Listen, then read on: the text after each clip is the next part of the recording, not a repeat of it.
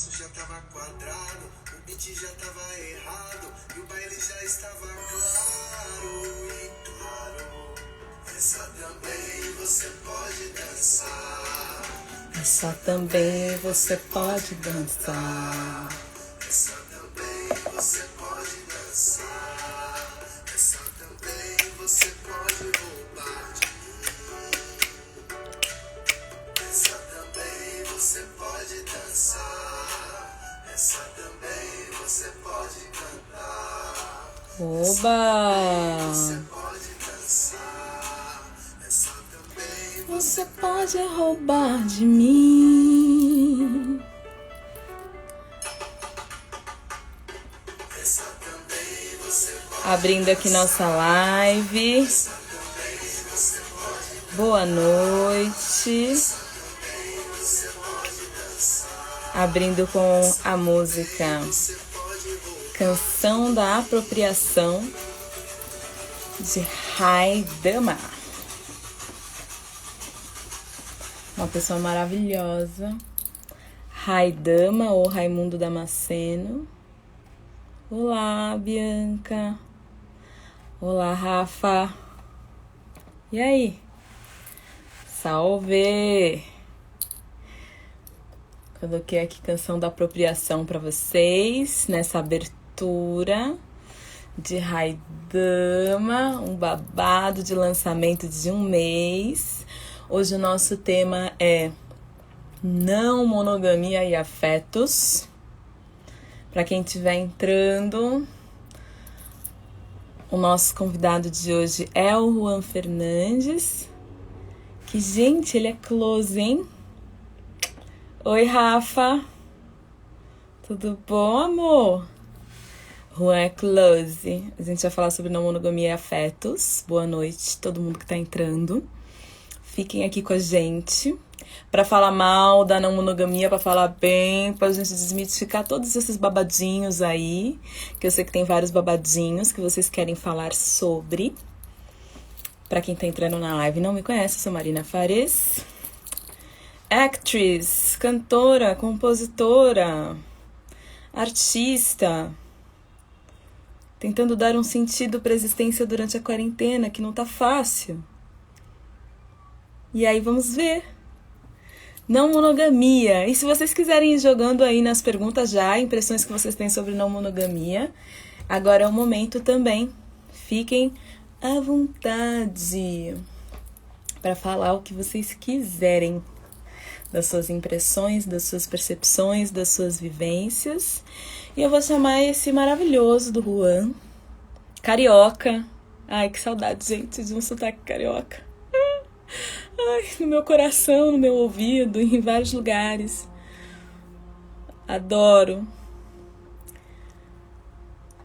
E... let's go! Agora... Olá, oi, querido. Juan! Tudo bem? Tudo ótimo, e você? Tudo ótimo, bom estar falando com você, boa noite. E aí, como estamos? Estamos com frio, essencialmente, aprisionados e aprisionades, e estamos com saudade de uma boa festa, né, gente? De tomar uma cachaça assim na sarjeta até o dia amanhecer. Essa é a verdade. De dançar, Né? De um bom samba. de Nossa, usar aqui meu estou corpo, né? Meu corpo tá ficando aqui, tadinho, tá padecendo, o bichinho. enferrujado. Está enferrujado. Sei como é isso, cara. Esses dias eu estava falando com o pessoal, né? Então, assim, boa noite, né, a todos e todas aí. Desculpa não dar boa noite. É só você, né, que eu dei boa noite. Então, mais uma vez, boa noite a todos e todas. Você já estava conversando com minha mãe, né, cara? Falando assim, cara, achei samba todo final de semana e agora a gente perdeu isso, né? E aí a gente está podendo fazer em família muito mal, né? Aquelas pouquíssimas pessoas. É. E esse frio chegou no colabora muito também, né? Não, assim, É tudo junto, é gafanhoto, é vírus, é tudo, é queimada, É Bolsonaro, meu mar Deus. com petróleo, entendeu? Tá tudo junto, tá tudo interligado aí. Vamos ver se o Moisés vai chegar, né, galera? Quem vai abrir o Mar Vermelho aí para nós passar? Vamos ver. Senão aí já era. Senão já era. Então, Juan, queria que você se apresentasse, falasse sobre o seu trabalho, que eu estou super curiosa para saber um pouco mais. Falasse quem você é. Então, eu sou o Juan Fernandes, né? Boa noite mais uma vez, pessoal. Eu sou sociólogo, pesquisador, escritor. Venho do Jardim Catarina, né? Da favela do Jardim Catarina, município de São Gonçalo, Rio de Janeiro. Não moro na cidade, aliás, não venho da cidade do Rio, é de município, né? Quase São que do interior do Gonçalo. estado, São Gonçalo. E atualmente sou professor, né, de filosofia, história e sociologia no sistema educativo de ensino em Unidade Madureira. Eu cursei Ciências Sociais pela Universidade do Estado do Rio de Janeiro, na UERJ, e atualmente eu estou no mestrado na mesma instituição, no programa de pós-graduação em Ciências Sociais da Universidade do Estado do Rio de Janeiro, que é o PPCIS, né? Programa de pós-graduação em Ciências Sociais, no qual sou bolsista CAPES. E, além disso, né, estou como pesquisador da Bloco 4 Foundation, que promove a construção de espaço de pesquisa sobre ativismo, cidadania e políticas sociais em Moçambique, e integro também ao grupo de pesquisa Áfricas, né, que é a Política, Sociedade e Cultura, que é um grupo de pesquisa da UERJ e UFRJ, que é a Universidade Federal do Rio de Janeiro. E aí, no momento, eu deixei um pouco a área de estudos africanos e estou me dedicando mais, né, à antropologia das emoções, né, colonialidades e relações raciais no contemporâneo. Cara, eu fiquei encantada assim com a sua pesquisa e com o seu currículo também, porque ter pessoas pretas falando sobre antropologia das emoções na sua perspectiva é uma coisa não apenas necessária, como inovadora nesse momento. E no momento que a gente está assim, tendo tudo ao mesmo tempo que a gente está indo para frente, a gente também está voltando para a Idade Média. Então tá uma mistura que a gente está precisando de pessoas que portem esses conhecimentos para outros lugares. E aí você está lançando um livro também. Já tem data de lançamento? Então, na verdade, estamos na pré-venda, né? Porque o lançamento ele estava previsto para ser fisicamente e foi logo um mês que a pandemia chegou, enfim, no Brasil, né? Então, a gente está se organizando para começar as vendas online, mas ainda não tem data definida. Eu achei maravilhoso. Gente, o Juan ele fez um intercâmbio para Moçambique e ele fez um livro baseado com a experiência que ele viveu lá, chamado, vou ter que ler tudo, que é um título grande, tá bom? Me perdoem. Casamento Tradicional Banto, o Lobolo no sul de Moçambique. O Lobolo deve ser uma palavra que as pessoas estão um pouco familiarizadas. Eu li um pouquinho sobre e eu fiquei numa curiosidade. Além desse livro ter te levado para esse outro território, essa outra cultura, o que te levou para essa pesquisa relacionada à não monogamia?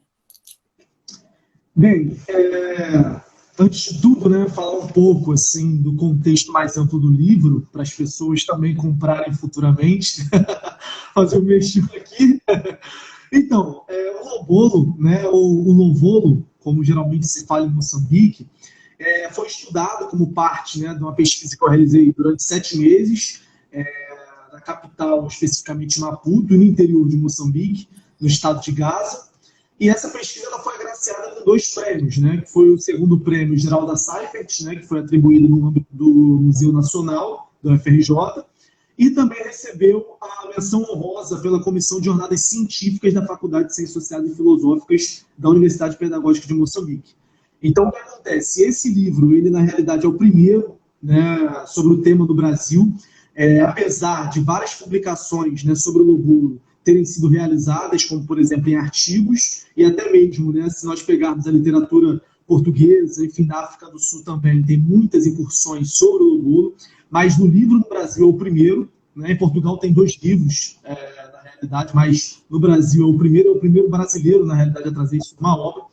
Então, acho que é importante também falar dessa inovação, eu acho que é por isso também, né, essas premiações, foi consequência.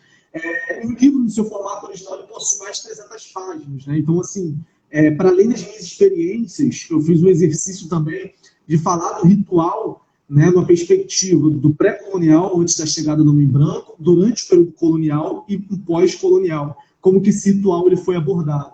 E aí, como elemento pré-textual, assim, tem várias, na realidade, contribuições interessantes. Nós temos aí o prefácio do próprio Renato Nogueira, né?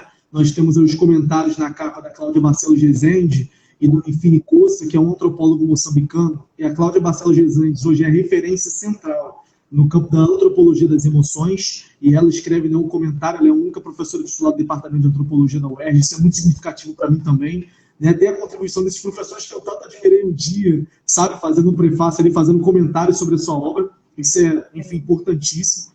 E aí o livro ele é dividido assim, em 4 capítulos, né? Nele eu procuro explorar, de maneira geral, as implicações históricas e sociais do Lobolo, que, de modo geral, para as pessoas que devem estar se perguntando, né, por que é Lobolo? Nome esquisito, nome estranho.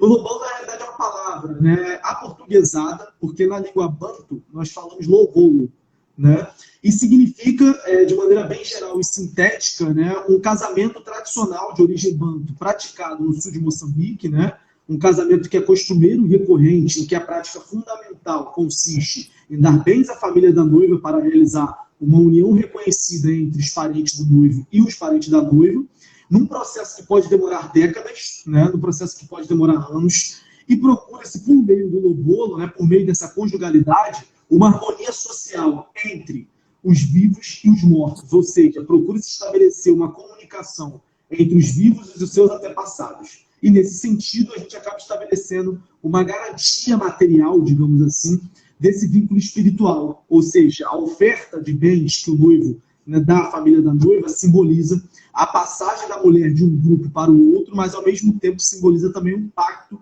entre os antepassados, entre os espíritos de ambas famílias, né? Então, assim, nesse contexto, né, de pesquisa, eu comecei a fazer algumas indagações, comecei a fazer algumas perguntas. E uma delas foi assim, por que, apesar do Brasil, né, ter recebido incomensuráveis contribuições civilizatórias de vários povos africanos, vários povos originários, né, entre os quais se destacam os banto, nós temos pouco entendimento da aplicação das formas de organização social e de instituição desses povos no nosso cotidiano. Então, uma das primeiras perguntas que eu me fazia era essa, na realidade. E aí, isso me fez pesquisar o casamento, mas isso me fez também dialogar diretamente com as não monogamias, né? Por quê? Porque, à primeira vista, essa pergunta, né, do porquê não termos a aplicação, digamos, das instituições africanas no nosso cotidiano, à primeira vista não parece, em alguma medida, para um sociólogo ingênuo, né? Mas ela só se torna, de fato, concreta quando a gente começa a falar dos resquícios do colonialismo no nosso cotidiano. E são vários deles. Então, o que acontece? Quando eu começo a me fazer essas perguntas, a minha pergunta ela foi no sentido de por qual razão nós naturalizamos tanta monogamia, né? Porque a monogamia, a gente acha que o que nós sentimos, elas são, na realidade, ela é natural, essa é a primeira questão, e por que nós interpretamos os sentimentos associados à monogamia, como ciúme, como amor romântico e a possessividade, por exemplo, seria também algo natural, algo que, por exemplo, vem do interior, né, como se não houvesse nenhuma questão política e social por trás. Então, essa minha pergunta inicial, essas minhas premissas, elas foram, na realidade, para ocasionar não só uma reflexão, né, ao meu trabalho, alguma inclinação, mas também as pessoas que estavam me orientando, as pessoas que estavam me acompanhando. Então, foi a partir dessa profunda reflexão que eu comecei a entender mais sistematicamente, digamos assim, as respostas para a nossa sociabilidade, né, que tem, em alguma medida, o espelho à lógica eurocêntrica. Então, a nossa dinâmica cultural, por exemplo, ela é baseada naquilo que é considerado mais avançado. E o que é mais avançado, na realidade, é aquilo que reduz as possibilidades de saber e de ser. Por quê? Porque aquilo que reduz as possibilidades de saber e de ser no nosso mundo contemporâneo associa-se à dinâmica cultural do centro europeu. Então, nós desconhecemos por inteiro qualquer outra dinâmica cultural. Então, por isso, a forma mais evidente que nós temos de matrimônio no Brasil, ela é orientada pela monogamia do modelo judaico-cristão e ela se estrutura também, em alguma medida, pela concepção de conjugalidade que está diretamente associada a discursos moralistas, né? Discursos que, em alguma medida, vão subverter todas aquelas culturas ditas indesejadas pela lógica ocidental. Então, assim, foi com esses incômodos que eu comecei a minha pesquisa, né, atual no mestrado, que é sobre relações afetivas não monogâmicas entre negros no Rio de Janeiro, e eu comecei a investigar os discursos, né, as práticas e as reinvenções dos relacionamentos amorosos a partir de uma análise contextualista da antropologia das emoções, né? Ou seja, o que seria, digamos, essa análise, né, para simplificar? Essa análise, na realidade, se baseia em uma premissa Foucaultiana, né, de discurso, que se propõe a entender o discurso amoroso, o discurso das emoções, como uma fala que mantém com a realidade uma relação não de referência, mas sim de formação. Ou seja, à medida que falamos, por exemplo, da realidade, nós não só fazemos uma referência a ela, mas nós também formamos ela. Então, eu entendo que a realidade social, ela é formada por aquilo que se diz sobre ela também. Então, a emoção, nesse sentido, ela começa a ser encarada no meu trabalho como algo que existe somente em contexto. Ou seja, as emoções, elas serão sempre pensadas, né, a partir de relações de poder. Elas sempre serão pensadas a partir de estruturas hierárquicas ou igualitárias, pelas concepções de moralidade e demarcações de fronteiras entre grupos sociais. Então, pensar as emoções em contexto no contemporâneo é exatamente pensar de que maneira os discursos elas atravessam relações de poder, né? Então, assim, a verdade, no fim, em relação ao meu incômodo, é que nós pouco problematizamos as relações sociais dos sentimentos e a produção política e estratégica dessas relações sociais. Então, a gente acaba, na realidade, por idealizar as relações entre os sentimentos. A gente fala do amor, por exemplo, como se ele fosse algo mágico, como se fosse de uma ordem sobrenatural, né? A gente acaba falando dos sentimentos como se eles não fossem construções culturais, né? Como se eles não fossem reflexos sociais e políticos. Ele, na realidade, é encaixado muito por conta da influência da psicanálise como algo natural, como algo espontâneo. Não é à toa, por exemplo, que alguns sentimentos estarão associados a mulheres de modo biológico. Tanto que nós temos aquele falso discurso sobre TPM, como achar a mulher fica assim, como está assim. Ou seja, a gente acaba associando as emoções a algo puramente biológico ou simplesmente a um desequilíbrio de substâncias cerebrais, por exemplo. E isso, na verdade, é um absurdo, né? Então, assim, há várias formas, na realidade, de monogamia e não monogamia, mas nós só nos pautamos por uma única e exclusiva. E aí eu te pergunto, se isso não é político, se isso não é social, o que seria, então, social, sabe? Se isso não é produzido historicamente, o que seria? Então, a gente tem tem que tirar, na realidade, da gente essa ideia de que as emoções, elas nascem ou brotam no interior. Na realidade, no meu trabalho, eu procuro desmistificar essa posição, entendeu? Então, por isso que é importante dizer, né, de saída, sim, que as emoções, elas são suscetíveis a variações provocadas pelo ambiente sociocultural onde elas se encontram, né? Então, as emoções, elas só podem ser compreendidas, né, como fenômenos, na realidade, amplos. Por quê? Porque a psicanálise coloca as emoções como fenômenos pouco racionais, são fenômenos arcaicos e biologicamente fundados.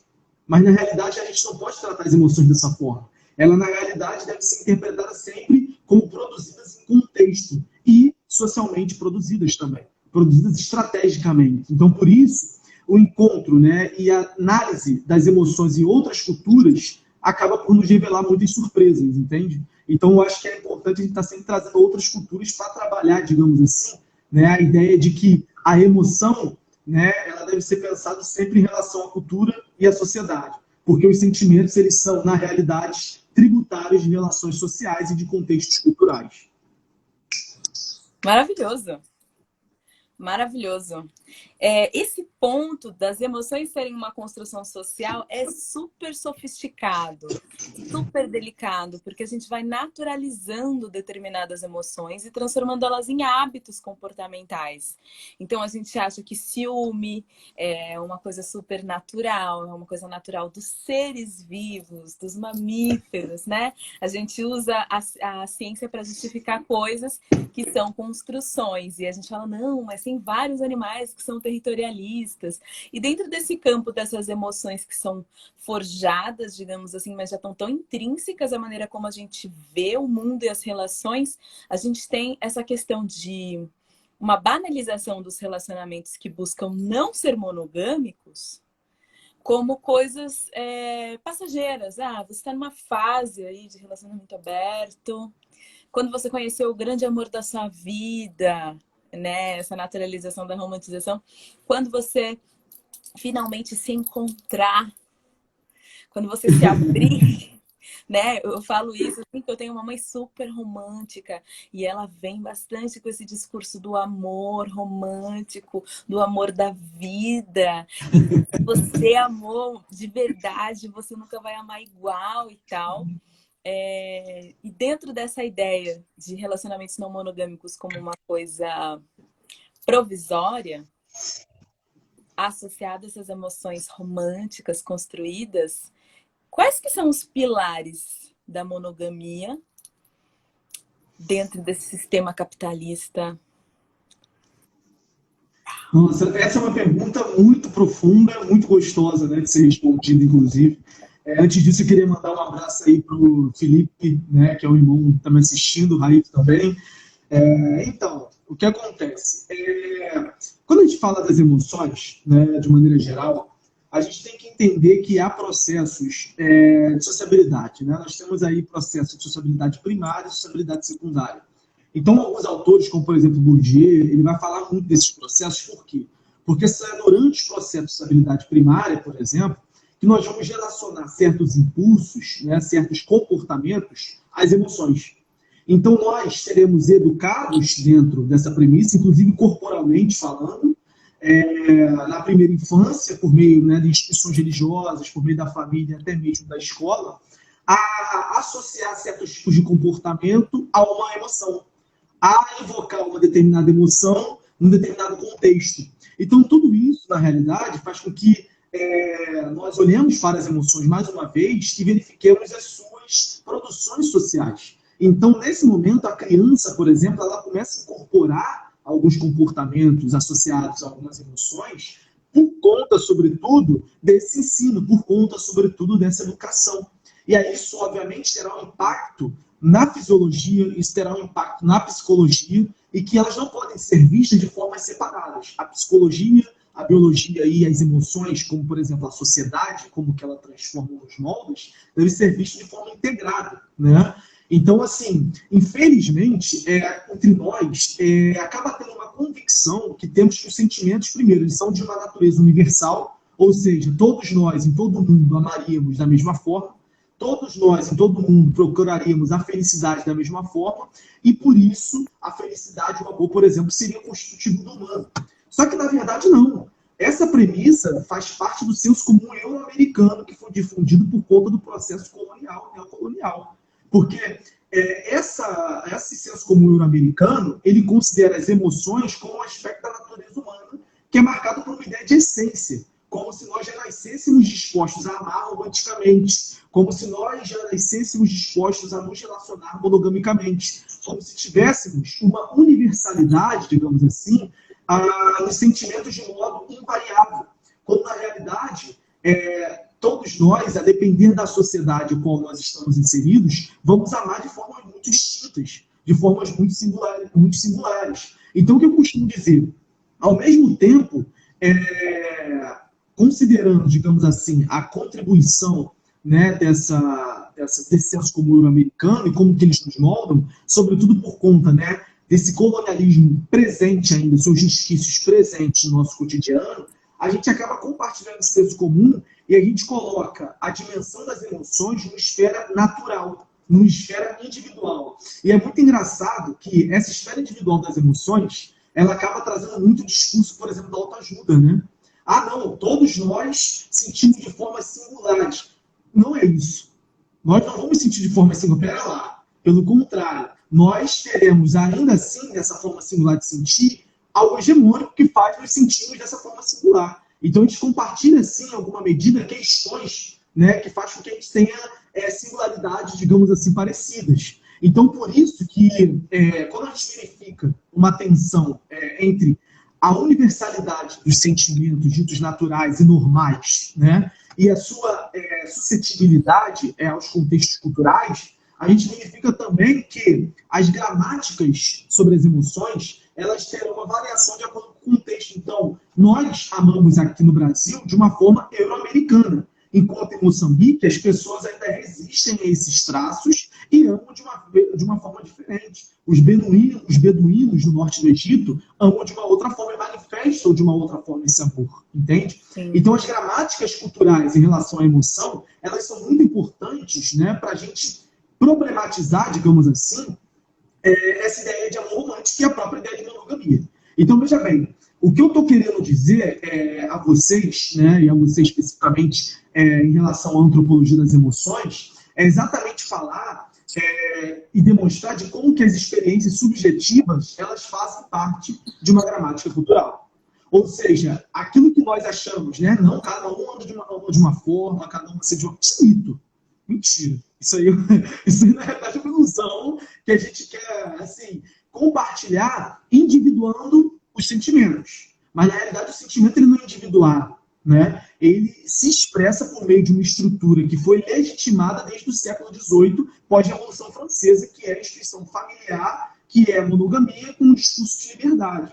Então, assim, temos situações historicamente produzidas, entende? Então, eu acho que é isso que é importante estar sendo destacado em relação das emoções e suas produções culturais. Então, por que, marido, uma coisa que me incomoda muito, assim, quando a gente começa a falar de amor, parece hoje um imperativo moral. Parece que, assim, por exemplo, quando você colocou a live, divulgação no ar, as pessoas acham que eu vou vir aqui dar conselho amoroso. E não, assim, eu estou aqui para falar, assim, de uma pesquisa científica, né? De uma pesquisa que vai, na realidade, sair desse imperativo moral de amor. Porque, veja bem, tem um discurso, né, de se apaixonar livremente, como as pessoas geralmente pregam, né, como se fosse uma experiência idealizada. E essa experiência idealizada, ela está associada a inúmeras produções discursivas contemporâneas, como, por exemplo, os livros de autoajuda, as narrativas cinematográficas. A Netflix está aí para comprovar isso, né? Sim. Você pega os filmes românticos da Netflix, que é uma das análises que eu estou fazendo, eles vão trabalhar com essa premissa de romance idealizado. Então, o que acontece? Para a gente avançar e ir para a questão que você me respondeu, que eu não respondi ainda, eu só quero dizer que, para os ocidentais, falar de amor é trabalhar com a ideia pronta de saúde mental, é trabalhar com a liberação dos afetos, como em tantos discursos contemporâneos, né, que vai diretamente se equacionar com a ideia de bem-estar psíquico e a possibilidade de expressão dos sentimentos, né? A ideia que nós temos assim, hoje é essa, porque a gente trabalha muito com essa premissa de autocuidado, quando na realidade acaba sendo uma falsa premissa, uma vez que a gente acaba por ignorar os fatores sociais externos, né, que contribuem para que a gente não consiga ter uma consciência crítica em relação à maneira pela qual nós nos relacionamos, né, que é monogamicamente. Então, por isso que quando me perguntam o que é o amor, eu falo, gente, eu não tenho como responder essa pergunta. Eu vou te responder com outra pergunta. Enquanto pesquisador, eu tenho que reformular, digamos assim, né? A minha pergunta é, o amor é? Não é o que é o amor. O que eu pergunto, o amor é? Porque se eu pergunto o que é o amor, né? Nossa, a questão que eu tenho, né, é o quê? Se eu falo o que é o amor, eu consequentemente falo, né, que é possível delimitar e fundar alguma coisa, que é possível delimitar um lugar determinado para o amor, como se o amor fosse algo da natureza humana, né? E aí eu fico me perguntando onde seria esse movimento amoroso, onde que na realidade se desenvolveria, sabe? Então, eu não posso partir do princípio do que é o amor, eu tenho que perguntar o amor é. Então, essa é a questão que nós temos que, na realidade, a todo momento está nos questionando, né? Então, o que acontece? Eu já duvido muito de alguns filósofos, né, e terapeutas que já partem desse princípio de que o amor é, né? Então, assim, vamos falar do amor, né? Vamos então definir por que amamos, etc. Então, assim, já tem muito problema com essas pessoas que definem a prioristicamente, né, antes de entrar no problema, que é o problema. Então, assim, eu tenho algumas questões. Mas agora, entrando no que você me perguntou, né, se você não tiver outras questões, né, porque eu acho que demorei muito assim, para falar. Mas quer perguntar alguma coisa? Fala para mim. Não, eu acho ótimo. Eu acho ótimo porque você consegue sintetizar assim, em palavras coisas que a gente trata como absurdamente naturais e normais. E quando a gente vai criticar e falar sobre esses comportamentos naturalizados, as pessoas, elas relativizam muito. E a não ser que a gente vá para extremos, assim, tipo, crime passional, mas não, olha como ele era apaixonado por ela, tadinho, ele foi traído, né? A não ser que a gente pegue o ápice do ápice do ápice do óbvio do quanto isso, né? O amor é? Ele tá sendo, no caso, né? Então, a não ser que a gente pegue esse modelo escancarado, coisas muito pequenininhas são muito difíceis de serem questionadas dentro de um relacionamento. E mesmo para pessoas que estão aqui no mesmo lugar, né, social, acadêmico, às vezes, que a gente tem uma liberdade intelectual entre muitas aspas para discutir alguma coisa, aquela frase, assim, bem machistona, de assim, entre marido e mulher, entre briga de marido e mulher não se mete a colher, ela prevalece, assim, da pessoa mais descolada à pessoa mais careta. Porque vai falar para um amigo seu, para uma amiga sua, que esse comportamento não está sendo saudável, essa pessoa vai ficar puta. Pode ser uma coisa muito simples, assim, tipo... agora eu não vou ficar mais saindo à noite com vocês, amigas, por causa do meu namorado. Que as pessoas acham muito simples, né? Abrir pequenas concessões. Não, agora eu estou namorando, tem que mudar. Tem que se adaptar a essa pessoa, né? Mas essa pessoa está se adaptando a você... E alguns estereótipos que prevalecem também, né? Esse estereótipo de que não monogamia é putaria. Então, não sou monogâmico porque eu quero, né? Só suruba, só orgia. Tô falando a linguagem mais chula possível, que eu sou acessível mesmo, é isso aí. Então, eu acho que tem muita coisa que se confunde, mas quando você vai estruturando esses pilares pra gente entender que... Porque dá um ovo à galinha, entendeu? A galera fala assim, então o que eu sinto? Você fica igual de um Travolta, assim, ó. O que eu sinto é construção social, né? O que eu sinto não é legítimo. E às vezes, quando a gente chega nesse campo da própria antropologia das emoções, as pessoas entram numa frustração do tipo, então tudo que eu sinto não é real. Então eu não sou uma pessoa livre. Então eu não sou original. Dá um tweet que a pessoa entra numa negação. Não é construção social. Por quê? Porque eu não vou aceitar que eu não tenho escolha. Então eu vou continuar aqui fingindo que tá tudo certo, que eu tô escolhendo. E é engraçado, porque monogamia é totalmente um sistema imposto. Tem várias maneiras de se construírem isso. Acho que no imaginário das crianças tem muitas estruturas que vão mostrando isso, né? Um sistema não somente monogâmico, como heteronormativo, branco, etc. E eu fico pensando se, quando a gente fala de não monogamia, a gente está só falando de relacionamento entre casais, ou a gente está falando de relacionamentos familiares, a gente está falando de amizades. A não monogamia, ela se aplica numa reformulação de relações sociais, de fato. Uhum. Então, quando eu estava, né, preparando, digamos assim, alguns pontos, e aí eu estava rindo aqui, na realidade, com os comentários da Petra, né, e da Suzane, que engraçados, gostando aqui para valer dos comentários. Eu resolvi separar algumas leituras básicas, assim, né, que foi, primeiro, né, esse livro aqui que eu indico muito, do Fela Kuti, né, escrito pelo Carlos Mu, Esta Vida Puta, né? E um outro livro que eu indico também para o pessoal, que é a Dialética da Família, né? E aqui é, na realidade, uma análise da gênese, estrutura e dinâmica de uma instituição repressiva, por vários teóricos ocidentais. Então, eu fiz alguns contrapontos aqui, né? Vou tentar trazê-los para responder essa questão que você colocou agora e pegar um pouco da que você falou sobre a monogamia, para a gente não perder o gancho, né? Se é que você me permite. Claro. O que acontece? Eu vou trazer 3 diagnósticos básicos, assim, né? O Fela, para mim, ele, além de um músico, além de um brilhante, né? Enfim, gênio da música, ele, para mim, também é um intelectual, e assim como, por exemplo, Nietzsche e o Engels, que são outros 2 autores que eu vou tentar dialogar aqui, fazer uma missão, um salada de fruta maneiro aqui, porque os 3 vão criticar as bases ocidentais, né? O Fela muito mais associado à premissa neocolonial. O que acontece? O Fela, ele era um crítico das imutabilidades das tradições judaico-cristãs, né, e islâmicas, que faziam parte do contexto nigeriano. Quem não sabe, o Fela é um músico nigeriano, né? E ele dizia que essa premissa judaico-cristã, ou as premissas judaico-cristãs, ela na realidade é enraizada na ideia de pecado no castigo, como culturalmente, e por ser, na realidade, baseada na ideia de pecado e castigo, essa cultura ela é alienante e socialmente obstrutiva, além de ser politicamente enfraquecedora do espírito. Essa era a frase do Feller. E aí o Feller vai dizer que a sua posição, na realidade, em relação ao sexo, à família e ao casamento, não podia ser entendida senão por sua total recusa em consentir com os preconceitos originados por essas religiões. Então o Feller já ficava muito revoltado, ele era, na realidade, revoltado pelas premissas da religião cristã.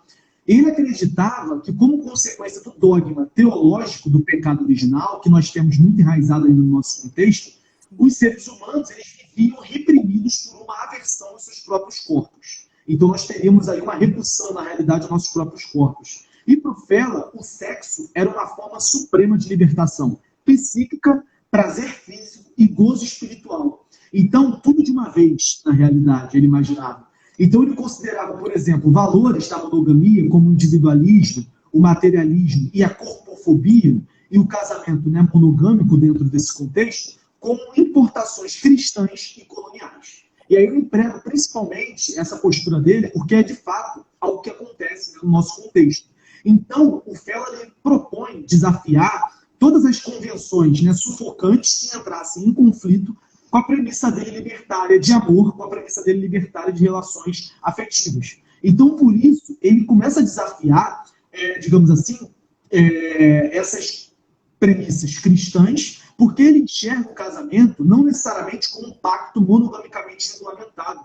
Então ele vai dizer que o casamento não se trata de números. Na realidade, o casamento tem que ser um acordo solidário, assumido por eles e pelos indivíduos em busca de completude, e um lugar íntimo em que preocupações sociais e prazer físico convijam e não sejam uma instituição inspiradas por Deus, que nos foi transmitida, né, em uma embalagem lacrada, cheia de regras de comportamento. Então ele falava assim, nós não podemos chegar ao casamento dessa forma. Então, para ele, os laços forjados em torno de sentimentos mútuos, de um projeto de vida em comum, de uma visão social compartilhada em comunidade, ou seja, holístico, era, na realidade, uma premissa de união de recursos entre pessoas para realizar objetivos assumidos previamente, mas, sobretudo, voltados para os antepassados, sobretudo voltados para valores que foram perdidos por conta da colonização.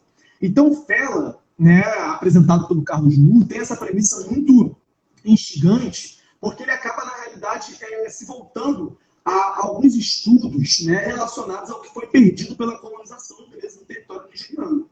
E aí a colonização inglesa, né, principalmente pelas premissas vitorianas, digamos assim, calvinistas, né, que perpassa por inteiro a sua ética, condenava. E absolutamente o Feller, inclusive, enfim, criaram várias intrigas em relação a ele, o que ele estava propondo na época.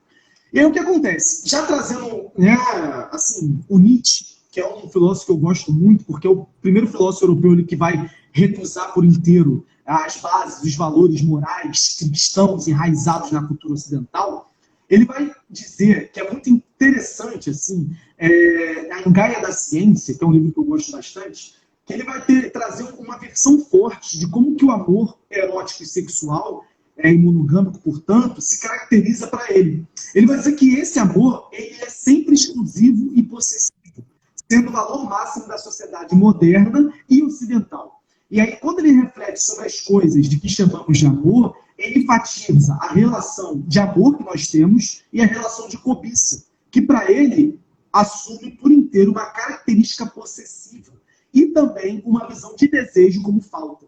Então, a todo momento, nós estamos desejando dentro dessa relação monogâmica.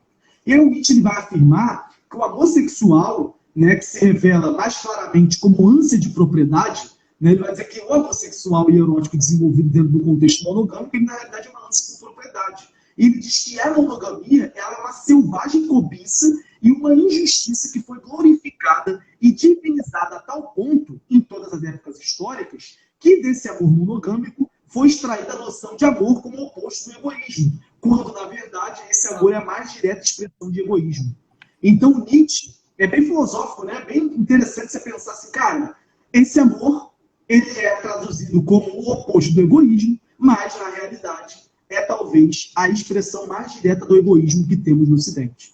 Então, Nietzsche, quando faz essa reflexão, é uma reflexão muito profunda também que diz sobre os valores ocidentais dentro da monogamia. Por fim, e aí já trazendo uma contribuição mais direta àquilo que eu venho estudando, o Engels, né, quando ele vai falar da origem da família, da propriedade privada e do Estado, ele analisa a monogamia como exclusividade sexual que foi instituída só para as mulheres como consequência da invenção da propriedade privada. Então, para ele, né, a monogamia se trata de garantir ao homem que sua herança seria recebida por seus filhos biológicos por meio do acesso exclusivo à sexualidade de sua esposa. Ou seja, a mulher deveria, portanto, se casar virgem e se manter fiel ao marido. Então, com a modernidade, segundo ele, o casamento ele deixa de ser apenas uma questão patrimonial e passa a ser visto como uma possível consequência do amor erótico ou sexual em uma versão romântica. Ou seja, é o primeiro momento, né, após a Revolução Francesa, que o amor, portanto, se associará com a ideia de liberdade e teremos aí uma versão romântica de que nós casamos agora por amor e não por obrigação. Então, após você se apaixonar por alguém, namorar, noivar, qual é o próximo passo? O próximo passo é o casamento monogâmico, preferencialmente até a morte de um dos cônjuges, com obrigação de fidelidade, que é entendida como exclusividade afetiva e sexual, tanto para o homem quanto para a mulher. Então, o princípio da monogamia heteronormativa, ele é endossado juridicamente pela legislação brasileira. A unidade básica é um casal e a união de um homem com uma mulher. Ou seja, a premissa de Engels, na realidade, e do Nietzsche e do Fella, os três assim, juntos, né, das três premissas, podem ser, na realidade, observadas até os dias de hoje.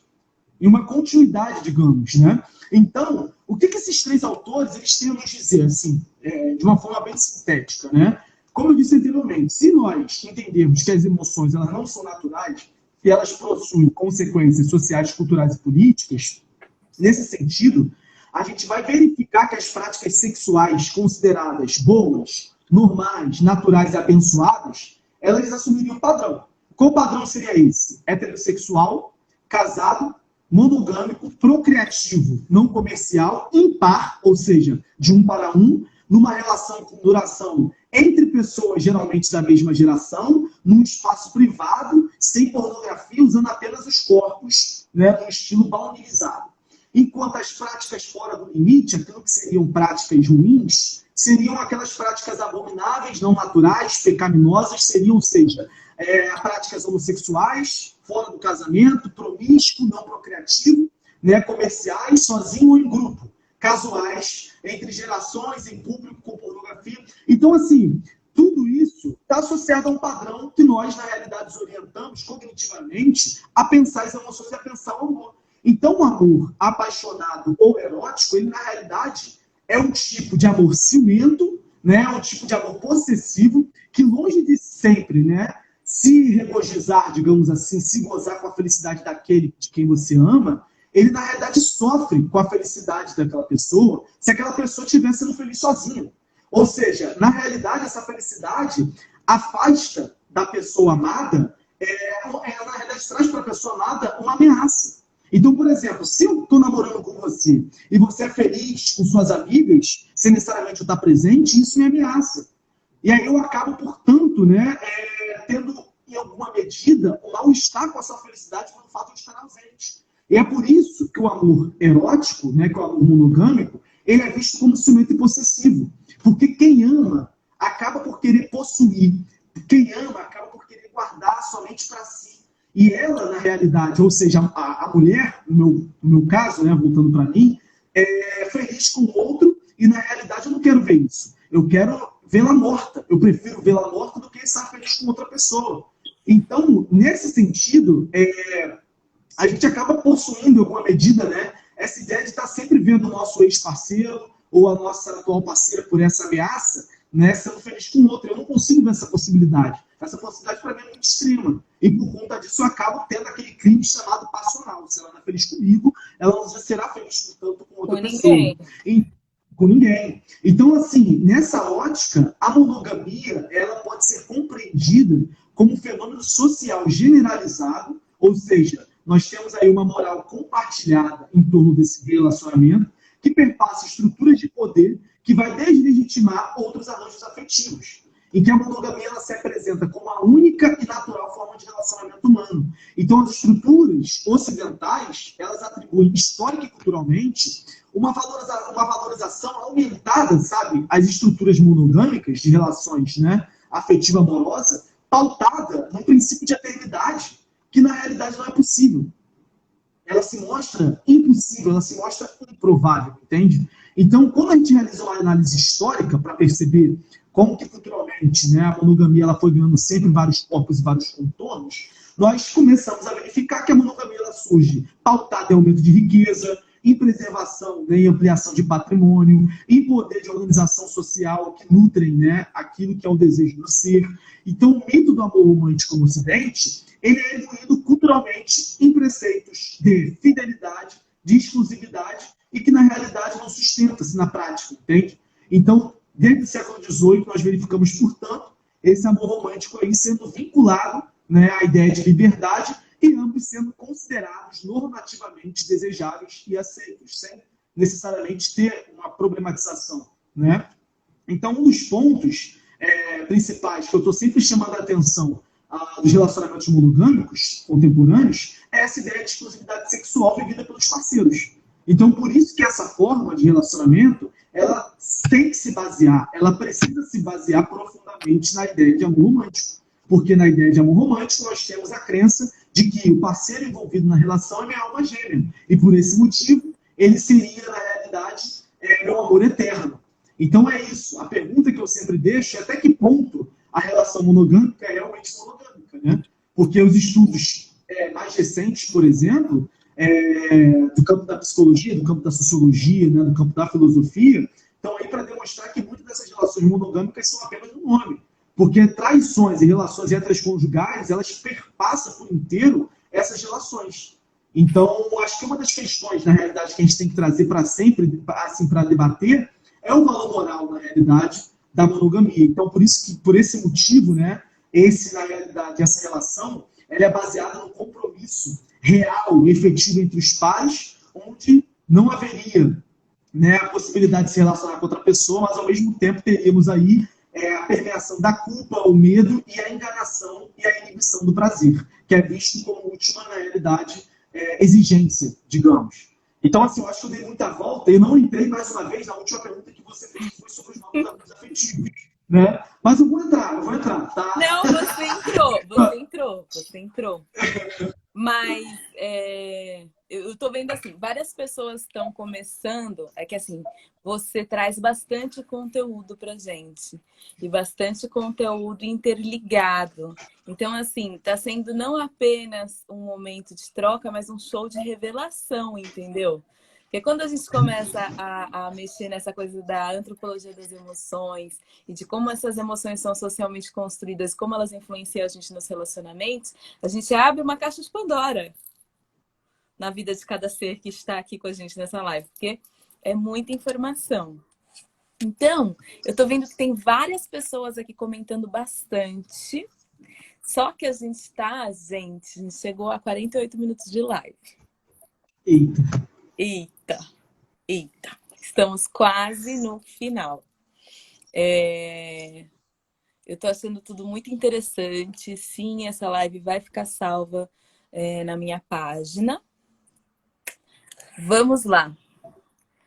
Rolou uma pergunta aqui, babado. E uma outra babado também, relacionada ao começo da live, mas que pode ser interessante.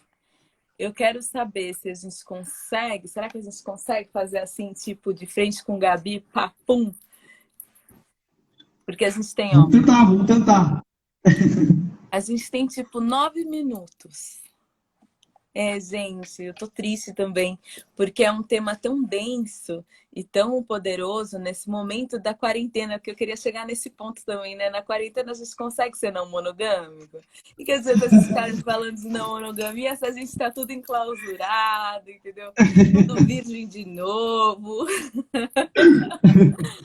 Então a gente, né, quando se encontrar com alguém, vai ser o amor romântico de novo, porque...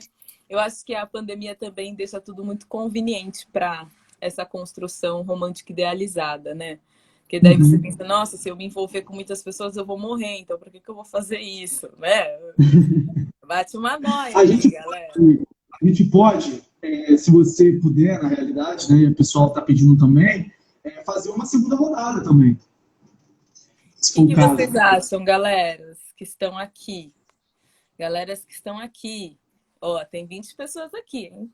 Se eu reabrir, Que se eu ótimo. reabrir essa live, vai ter que ter 21 pessoas no nosso segundo round. O que seria o segundo round? O segundo round vai ser a liberdade de vocês perguntarem o que vocês quiserem, porque tem bastante informação. Larissa Nunes, maravilhosa, fez uma pergunta. Amanda Racieli, maravilhosa, fez uma pergunta. E já tinham rolado outros comentários aqui interessantes. Érica, Petra, né? Ótimo, ótimo. Então temos várias questões. A gente tem várias coisas aqui. Então eu quero saber. É um pacto, hein, gente? Então Reabrimos vamos que vamos. ou não? Vamos ao segundo round. Segundo round, é isso, é Pessoal, isso, é isso. vai. Chuva de coração eu faço. A gente ter certeza, porque é babado. E gente, eu vou contar o babado agora pra vocês antes de terminar essa live, só pra vocês ficarem mais chocados. O Juan é um jovem. Vocês estão ouvindo tudo isso? Tá parecendo que é um senhor de 85 anos que tá falando. Não é um senhor de 85 anos, gente. Não vou falar a idade dele, mas é uma criança que tá falando. Ou seja, ó, melhorem, tá? Melhorem. Eu acho que a gente precisa de mais caras assim, jovens, para falar coisas. Aqui, ó, elucidar. Agora eu vou dar um jeito de Você salvar. consegue salvar as perguntas do pessoal? Deixa eu ver se eu consigo salvar. Tirar um print, gente. E partiu o segundo round. Encontro vocês e o Juan. Então, 1 minuto, gente. Até daqui a pouquinho. Até daqui a pouquinho. Ai, gente, ele é apaixonante mesmo. Todo mundo quer, né? Vocês querem essa safada. Tô sabendo.